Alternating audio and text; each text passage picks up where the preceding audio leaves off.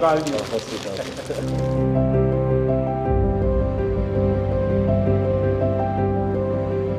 हिंदुस्तान के गांव का एक लड़का जब दुनिया में नाम रोशन करता है तो अच्छा लगता है।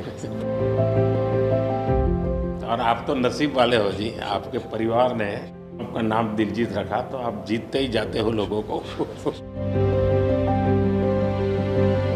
हम पढ़ते थे, मतलब ये लिखा हुआ सब जगह और खुद कि मेरा भारत महान, लेकिन मेरा भारत महान मैंने इस टूर में एक्चुअल जाना सर। जब मैं भारत घूमा ना जी पूरा, तो मेरे को पता चला ये क्यों कहते हैं मेरा भारत महान। सचमुच में भारत की विशालता एक अपना शक्ति है जी। ये बेनिफिट जनसंख्या इसलिए मिलता है ऐसा नहीं है, हम लोग एक वाइब्रेंट सोसाइटी है। आपकी जर्नी से भी सर हम जब देखते हैं तो मतलब आपने कितना अपनी इकाइयों में हिमाचल चले जाना और सब कुछ छोड़ देना और फिर भगवान का इतना आशीर्वाद हो जाना, ये बहुत बहुत मतलब ये भगवान की मर्जी ही है। उसके बिना क्या होता है? हमारे देश में हर इंसान पौधे में भी परमात्मा देखता है। 100% देखते हैं, मतलब हम वेस्टेज नहीं करते हैं। हाँ, थ्रो अवे कल्चर वाले लोग नहीं है। रिसाइकल रीयूज अभी दुनिया में नाम आया है, हमारे तो ब्लड में है। हाँ जी। दुनिया को इसका पता नहीं है जी। कभी आप अपने कार्यक्रमों के द्वारा ये जरूर कर सकते हैं जी कि भारत के लोग पर्यावरण की रक्षा कैसे करते हैं। अब जैसे मैंने अभी ये कार्यक्रम चलाया, एक पेड़ माँ के नाम, अपनी माँ को याद करते हुए, माँ जिंदा है तो माँ को साथ ले जाओ और पेड़ लगाओ,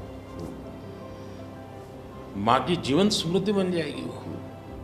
और माँ जिंदा नहीं है तो फोटो लेकर के जाओ, लेकिन माँ को कहो माँ तुम्हारे लिए पेड़ है। तो अपनी माँ जिसने हमें जन्म दिया और ये धरती माता जो जीवन देती है, दोनों को हम एक प्रकार से आज करोड़ों लोग ये काम कर रहे हैं। हाँ, भारत में सबसे बड़ा अगर कोई जादू जिसको कह लो तो वो योग है। और जिसने योगा को अनुभव किया है वो उसकी ताकत जानता है। हाँ जी सर। आपको ये बाहर जाते हैं तो अनुभव क्या आता है?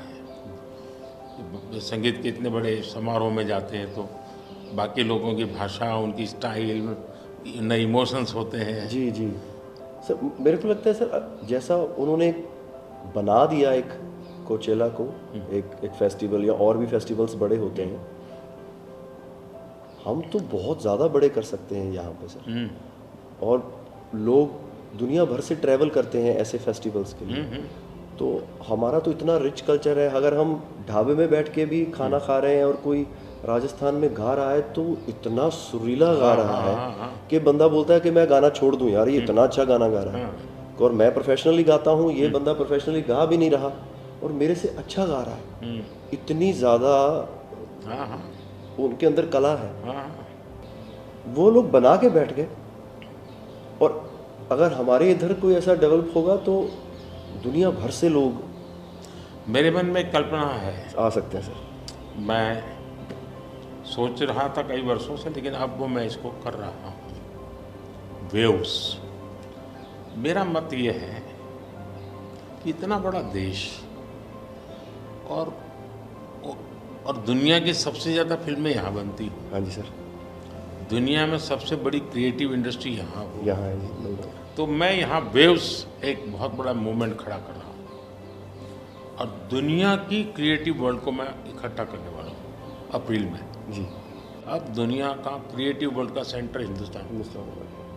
मैं एक बार जर्मनी की चांसलर मर्कल जी, तो हम मिले तो उसने मुझे संगीत का विषय निकाला। तो मैंने उसको कहा कि मेरे देश में सूर्योदय के पहले संगीत हो ये अलग है और सूर्योदय के बाद अलग, उसका टाइम अलग है। हाँ जी। मैंने कहा मेरे अलग अलग प्रहर मेरे यहाँ होता है, हर प्रहर का संगीत होता है। फिर मैंने कहा सैड सिचुएशन है तो एक संगीत है, जॉय है तो एक है। तो फिर उनको बड़ा इंटरेस्ट लिया।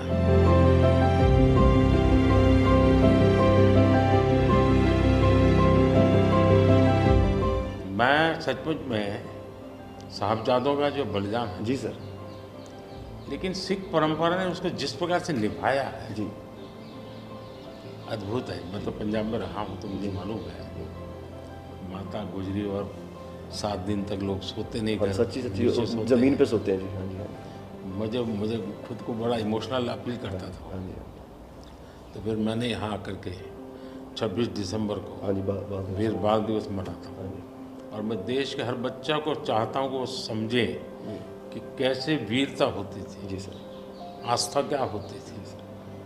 कच्छ के अंदर लखपत में गुरुद्वारा है। 2001 में जब भूकंप आया तो उसको काफ़ी नुकसान हुआ गुरुद्वारा को। गुरु नानक देव जी वहाँ रहे थे तो मुझे बड़ी गहरी चोट पहुँची। तब तो मैं मुख्यमंत्री नहीं था, लेकिन मैं तब एक वॉलेंटियर के रूप में वहाँ कच्छ में काम करता था। अच्छा जी, भूकंप के 9 महीने के बाद मैं मुख्यमंत्री बना। जी सर, तो मैं कच्छ गया और मैंने पहला काम तय किया, मैं एक गुरुद्वारा को बनाऊंगा। बड़ी बात। लेकिन मैंने दूसरा तय किया कि मैं वैसे ही बनाऊंगा जैसा उस समय बना था। तो ऐसे लोग कौन मिलेंगे, तो मैंने बहुत ढूंढा मिट्टी कहाँ से मिलेगी उस प्रकार की। जी, आखिर में मैंने राजस्थान से कलाकारों को लाया, आर्टिस्टों को, और उनके बाद जैसा था वैसा बनाया। ऐसा तो मैंने आपका इंटरव्यू देखा था सर अभी हाल ही में, हाँ, उसमें जब आप अपने माँ और गंगा माँ की बात कर रहे थे, जब आप इमोशनल हो गए सर, वो मुझे बहुत टच किया। मतलब वो एक हमारे लिए आप प्रधानमंत्री एक बहुत बड़ा पद है, तो हम शायद एक जो उसके पीछे एक माँ और बेटा और इंसान है, वो कई बार वो निकल जाता है, भूल जाता है, क्योंकि एक ओहदा बहुत बड़ा है। लेकिन वो जब आप अपने माँ को लेके और गंगा मैया को लेके, वो जो आपका वो दिल भरा, वो टच होता है सर, पता चलता है कि ये एक्चुअली ये दिल से बात निकली है, तभी दिल तक गई। सर ये हमने इंडिया की तरफ से ये पहला सबसे बिगेस्ट टूर हुआ है कि हमने जितने देशों में शोज़ किए, पहली बार स्टेडियम शोज़ किए सर हमने। ये इस साल जैसे टूर कल्चर हमारे कम था हमारे। अहमदाबाद में कहाँ किया आपने? गिफ्ट सिटी में? हाँ जी, हाँ जी, अच्छा। हाँ जी, हाँ जी सर। वो गिफ्ट सिटी भी एक मेरा बड़ा ड्रीम प्रोजेक्ट। हाँ जी, हाँ जी सर, हमने सबने हमको बताया सर, हम जब जलेबी फाफड़ा भी खाया और सबने बताया। सबसे बड़ी बात है, मैं आपकी तारीफ करने के लिए नहीं कह रहा, नहीं सर, इस शोहरत को पहचाना। और मैं आपके व्यवहार से देखता हूँ, लोगों से सुनता हूँ कभी कभी, तो मुझे लगता है कि आपके माता पिता के संस्कार का हो या गुरु की कृपा का हो, आपने इन सारी चीज़ों को पचाया है, शुक्र। उछल नहीं पड़े।